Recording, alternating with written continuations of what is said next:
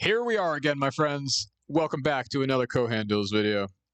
I always try to point at the camera, and then often I do this, and my finger's just off camera, and it looks stupid. But this is what we got today.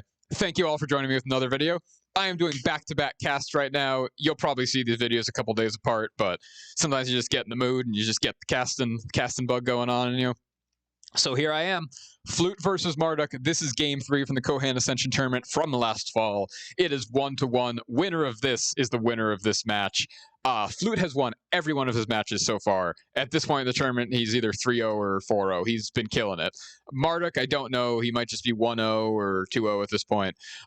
Both doing very well, both really good players, and so this is a really exciting match to cast. Marduk won the first game. It was an epic game on Destiny.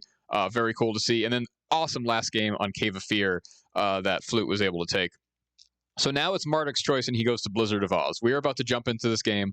Once more, I'm going to do my little reminder. I'm not going to stop, guys, until you all sign up for my show matches. Monthly show matches taking place on the Kohan Citadel Discord. Links in the bottom. Whether you play, whether you watch, come join the Discord. Come have fun. It's a good time in there. If nothing else, you can just post stupid memes that have nothing to do with Kohan, and we'll be happy to have you there. Yeah, monthly show matches. If you're interested in playing at all, if you're interested in being part of a monthly event of playing Kohan games, having it streamed, having it as a big community thing for the Kohan Citadel, then put your name on the list. It can be anywhere between, if you just want to play some like casual free-for-alls or like 3v3s or 4v4s on big random maps with like, it'll just be a lot goofier and more casual. Put your name on for that. If you want to do 1v1s, put your name on for that. I remind you, we will only match people who are of a similar skill level. If you put your name down for a 1v1 and you're a new player, I'm not going to put you against Fluke if he put his name down for a 1v1, because that's just not fun for anyone. So, like I said, just don't be... I really want to get the point across to just don't be afraid or intimidated. If you have any interest in playing 1v1s and want to be part of a really cool monthly community event with the Kohan Citadel, just put your name on there, and we will do our best to try to find somebody who is a very similar skill level. So it'll be really fun games for everyone, fun games to watch, fun games for y'all to play. It's going to be a really good time. Yeah, it's going to happen every month is my idea. One weekend a month, either Saturday or Sunday. We'll talk to people, see what the best day is. It's going to be streamed. You're going to get to see me just doing this. Presumably you like that. I like it. Hope you do too. Anyways, my beard's getting long. I might shave it today. You might see me slightly more handsome in my next video. Or not. We have Marduk versus Fluke on Blizzard of Ozz. Game 3. Let's get into this. Who's gonna win? I don't know. You don't know either until you watch. So let's do it. In the north, we have Marduk as the Royalist player, and in the south, we have Fluke as the Nationalist player. We're going to see the same build out of Fluke here. He's going to go quarry first. He's going to get engineers. He's going to get a wood mill. He's going to upgrade. He's going to get a carpentry guild. He's going to get a market that's going to turn to a factory. He's going to get a blacksmith. He's going to turn to an iron export. Then he's going to get settlers. He's going to take his rune. He's going to get his 70 gold ruin. He's going to take his gold mine. He got Sebastian again. God damn, he loves pulling that hero. And we see same opening too coming out of Marduk, and he has pulled Darius and Jordan. Darius is always very exciting to get, the hero of the Kohan campaigns, so I am told. I haven't actually played them, but same exact thing coming out of Marduk. He has a lot less familiarity with these maps, so we're gonna see him going out really early. And it's not just to say that it's because of his unfamiliarity with the maps. I mean, it is... Scouting in this game is so important just because you're able to... All the fog of war that you create, it's just blackness. When you go there, you create fog of war there. You can't see guys moving on there after you don't have direct vision of it, but you see anything being built. So the more of the map that you can reveal early on, the more you're going to see what's going on the map as the game goes on. I almost feel like I don't even have to talk about what Fluke's doing because I already told you exactly what he's going to do. He definitely had a build in this tournament that got him through. And, as we're watching this tournament and just seeing Fluke do really well and dominate kind of with Nationalist, or with anyone. It's just the point I'm trying to make is that Flute showed a very, very, very solid understanding of fundamentals and really went on the back of that. He never did anything crazy in any of these games, really. There was never crazy rushes. He really reused the same builds over and over again.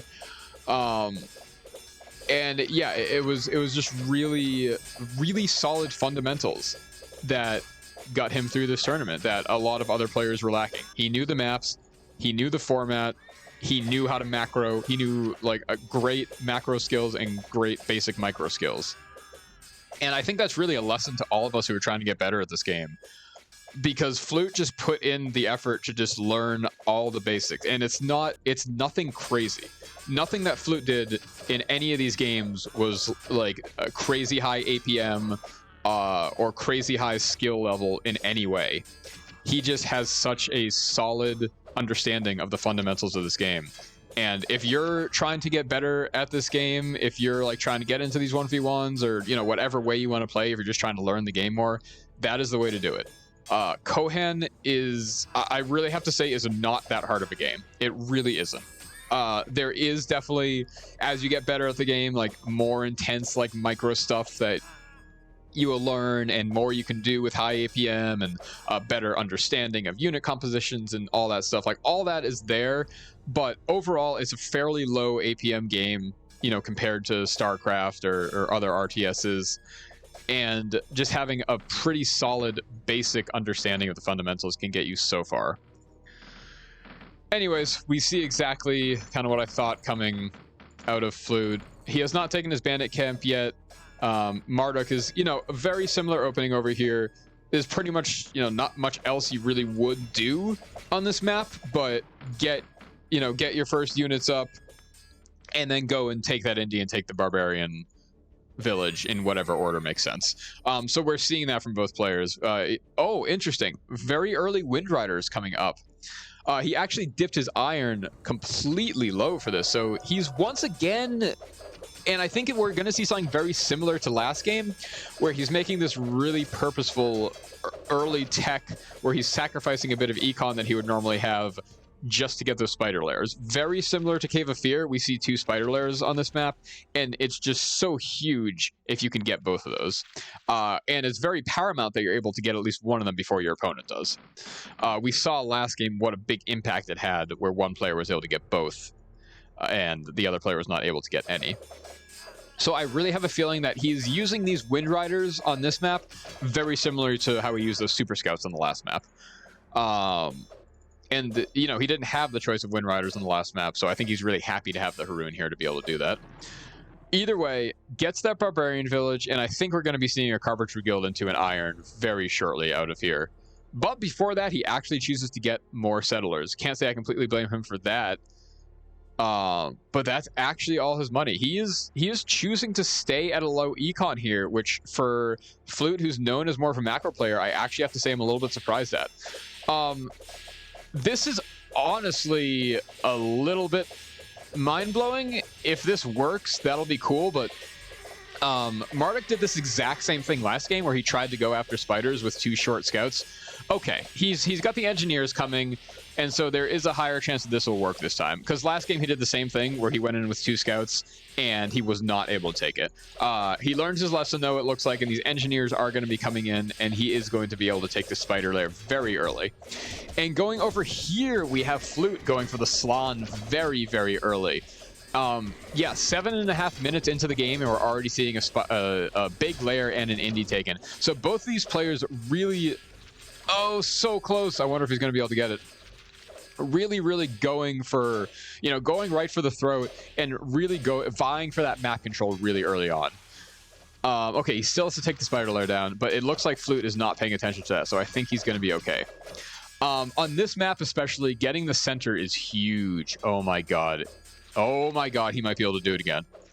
Oh no, okay, he didn't. If those Wind Riders got over there like 5 seconds, quicker, they would have been able to engage those engineers, probably push them back and take that spider lair. So a big victory for Marduk there, not falling to the same thing he did last time. We do see a second village coming out of Marduk, and probably like last game, we're going to see him using those extra settlements as a royalist to get wood exports and continue to further his econ. So yeah, very similar build that we're seeing out of Marduk as we did last game. It's almost the exact same build, honestly. Interested to see how he uses this rune instead of the Draga from last game. And we got Yiskaha and other settlements going over here next to the iron. So finally, Flute did get Carpenter Guild into iron at the Haroon. He delayed it there, but he got himself set up to get that extra, to get those Wind Riders out as soon as possible. Scouts and Wind Riders going over here to take these spiders. Now, I think they might be able to. Spiders are melee resistant, 50% melee resistance, so they can be deceptively hard if you try to take them with just melee parties, but if you have a powerful archer party there, look at this. That was a really, really solid retreat timing. Getting those scouts out of there. I mean, I guess he had to do it because they were out of morale, but I think it worked out kind of perfectly. I have a feeling that he has practiced that before. And we do have an engagement going on over here. Marduk sees that Flute has gone for the Slan very early. While he's putting up the outpost, Marduk sweeps in here, and it looks like he's actually going to be able to take this down. This is really interesting. These Wind Riders have gotten back there. Second Wind Riders, actually. He knows that he has to go and protect his Slan, but he does not want to let this go. So it looks like he's going to be staying over here, taking his 180 gold spider lair. Spider lairs are now split down the middle, but Marduk is looking to be in a very good position with these goons and horse archers coming out to be able to take this Slan from Flute. Going in here with these Wind Riders to try to engage, but I think he's going to see that it's not going to happen. And Marduk is able to take this. Very cool. So Marduk is definitely in a really nice position right now. Holding that center is just so big on this map. Marduk has a higher economy, he has more companies, and he has that Slan in the center. Flute, I am a little bit scared for you right now. Could this be your first loss of the tournament?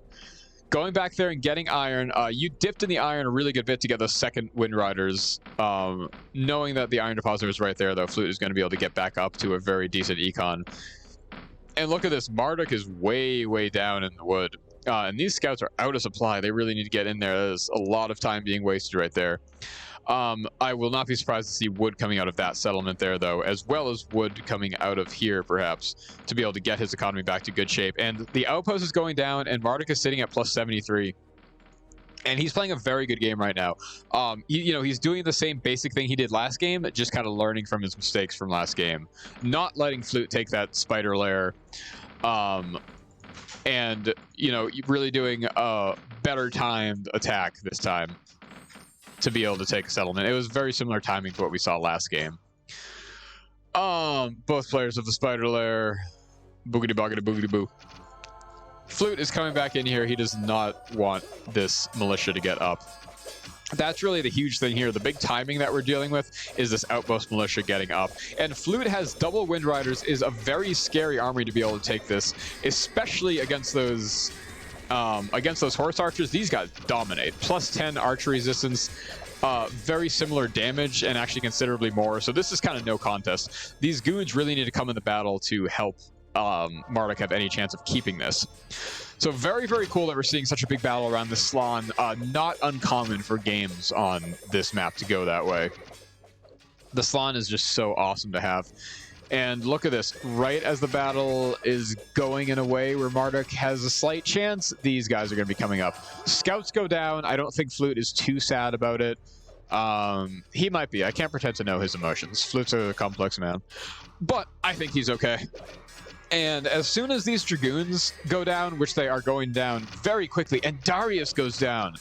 Oh, God. Darius and Jordan are both dead.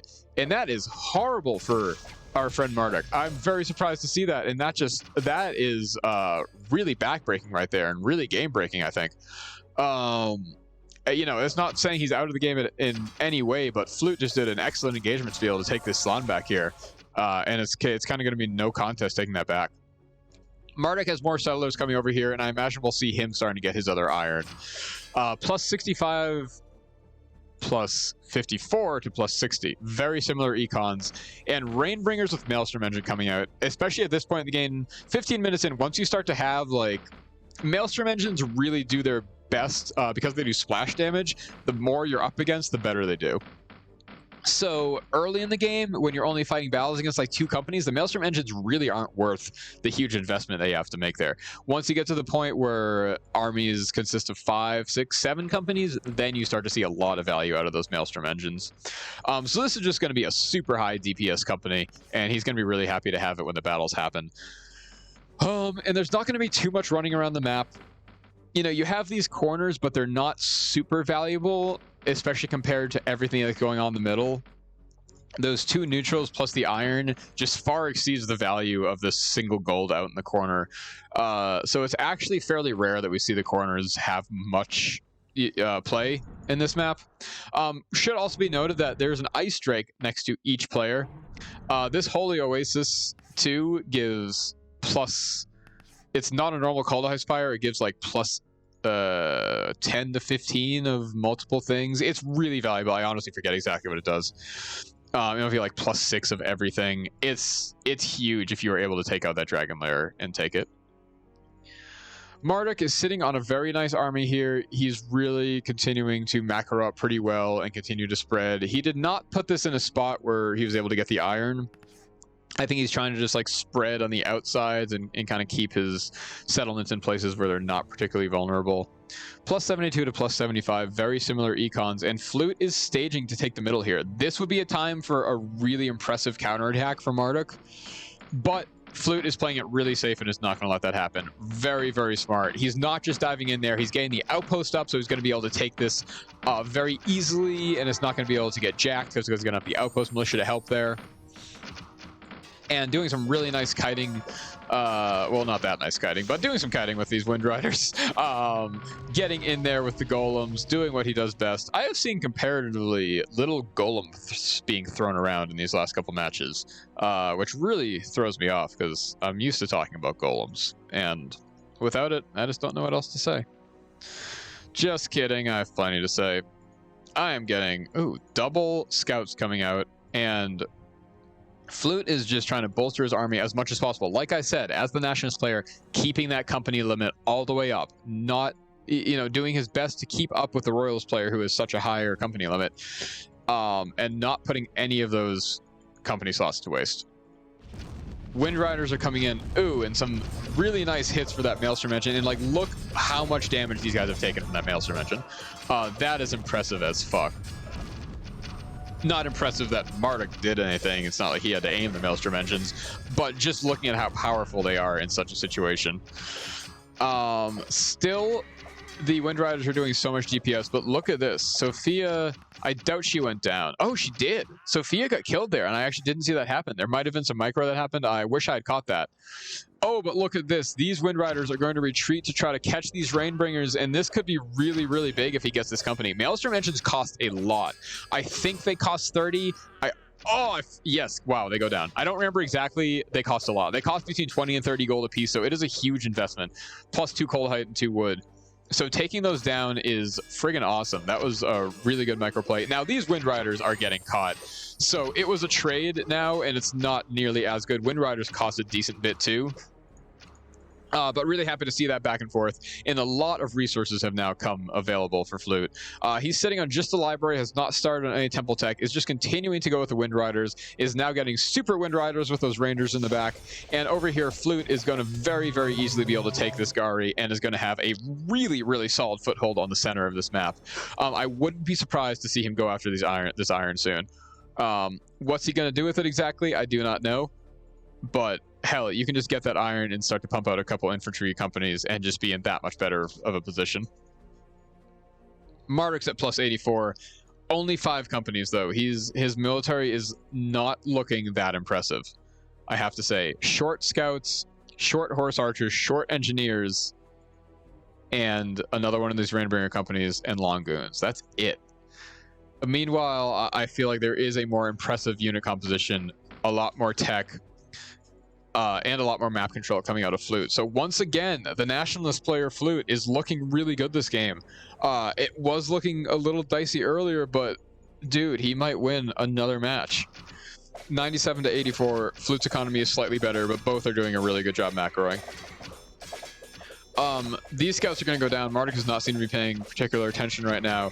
They are going to get out of there before they die, but the captain goes down.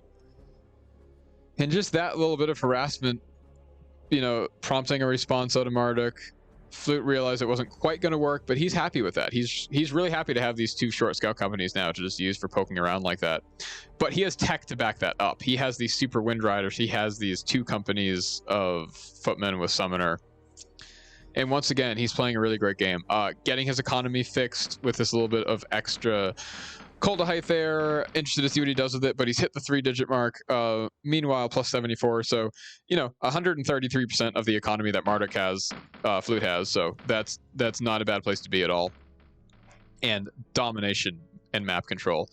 We see Marduk going down here with his dragoons and horse archers, and very interested to see if he can make a successful raid here, because this does look scary. Flute does not have anything around right now. He's got these bowmen with magicians coming out. Still has not gone for any temple tech. But let's see if he can do anything. I mean, these guys are going to be so slow to get there and not even really be able to be there with any significant amount of units. So this might just go down. But no, this mobility that Flute has invested so much in this game is going to be able to come down and stop this from happening.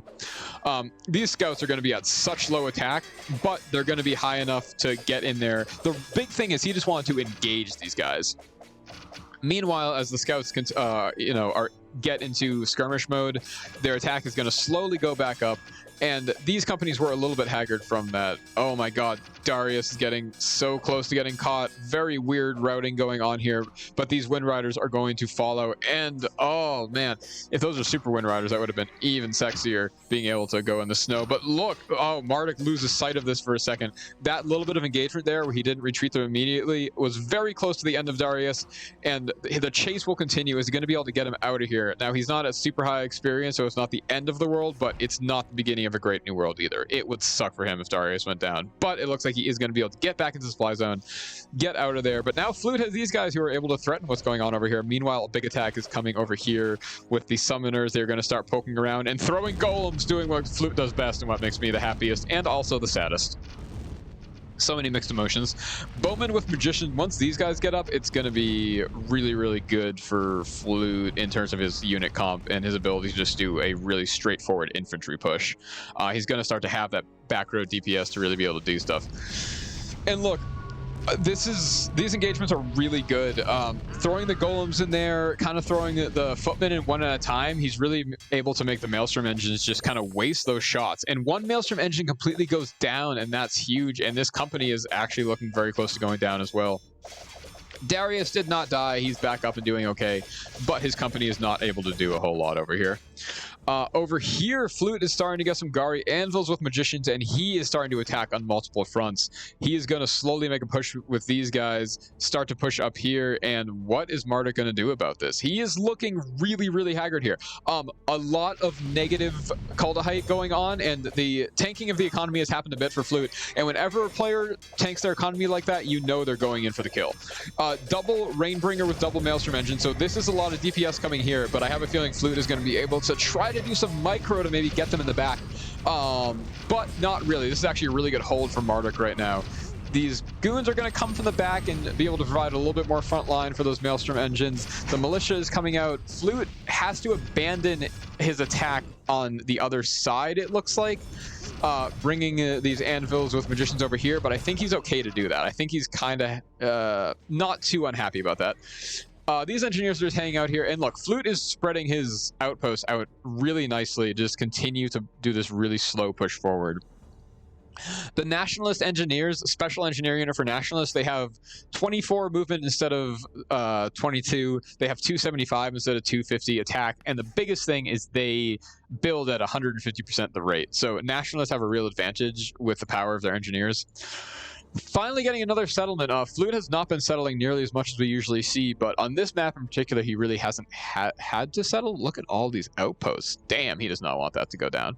Being able to take both indies has kind of given him enough company limit, and he was able to get those 2 early settlements early on. And now this is really what you call going for the throat, because he has not been able to kill his opponent, but he is just going to take this really, really dominating position of map control and resource control in the center of the map. His econ is hurting because of, look, that's negative 30 gold right there. But it just puts him on equal footing with the economy of the player that is struggling a bit more, which is Marduk. Now, Marduk is starting to get some library tech, and at the same time, we see Flute moving in here again. And this is looking to be a little more of an intra-fee slow push. Now, he still does have those 2 Windrider companies, and they actually just go right up front, interestingly enough. Perhaps they are trying to use their Archer DV bonus to kind of just draw the shots of those Rainbringers, and if so, they did a really good job. Now, these Maelstrom engines are still going to be in the back doing a lot of damage, and this is going to push the front line of Flute back pretty easily, but he's able to come in with more. And that's what we're going to see coming out of Flute in this battle. He has a supply zone so close that he's going to be able to really weave units in and out of this battle. I think these scouts are going to be coming in from behind relatively soon now that they're healed up. We see these footmen staying alive okay, and look at this. Flute is able to push back because the army of Marduk is just not enough. It just isn't enough right now. He has not been able to take control of resources and macro as well. He is doing a really good job settling. He's settling all over the map. He really is. Getting workshops, getting wood, but he just, like, I just haven't seen anything that impressive out of him. Look, all these short companies coming out, and that's going to be good. This is more what I want to see from a Royalist player. But Flute is just in here right in the middle. He is just kind of split the kingdom of Marduk in half, and he could push over here and just take out these 2 settlements pretty easily, and that's going to suck for Marduk. He actually upgraded this one to a town, as we see, which is where he was able to start getting some of his tech from. A single sorceress, not that scary. It's not bad, but sorceress is a unit that it's kind of a critical mass unit, and so you really like to see a lot of sorceresses out for them to make a really big difference in the battle. And going up against all these Wind Riders, this is down by 10. 25 to 15, that's a huge difference. Wind Riders are so damn good against anything with bows. My brain's starting to melt. But it's okay, because I have a feeling this game's going to be over soon, because Flute is just moving in here. Those new Lancers go down. Those Lancers go down. There is no chance Marduk is going to go down in this game, I think. Oh, but look at this. We actually do have a really cool raid going on back here. These goons who I should have wondered where they were and what they were up to. Enlightened Darius coming down here also with these horse archers, but just the Enlightened Sebastian engineers and the militia are going to be able to fend them off. So that was a failed raid. Meanwhile, that's it. Marduk GG's. Marduk is out of here. Holy shit, that was Marduk's first loss of the tournament, I believe. He didn't actually play that many games in the tournament. I think he played 3 games, or 3 matches, and ended up 2-1. He might have actually only played 2. I'm not sure, to be honest. We'll check out the standings later on. But this is another win for Flute. Flute is dominating right now. He goes undefeated so far in the tournament, and we know that we are going to be seeing him in the finals. This was just awesome, impressive play. Once again, he played the map so well. He just got these really good tech choices, and he just did it. I don't know what else to say. His macro was really solid the whole game. He did everything he needed micro-wise. He just plays a very calm, solid defensive game and a really calculated, aggressive game. That was really cool to see. Those were really awesome games. I'm tired, and I love you guys. Thank you so much for watching. Next tournament games will be Bont versus Crazy, which I've been told is a really awesome matchup, so I'm going to be excited to see that. I think me and Flute are actually going to cast that one together. So hopefully we'll get those out before too long. And then after that, I think we're just going to move on to the finals and wrap up this tournament and just continue to move on.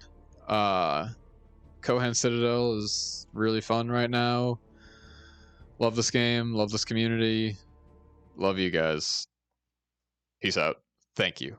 so much for watching.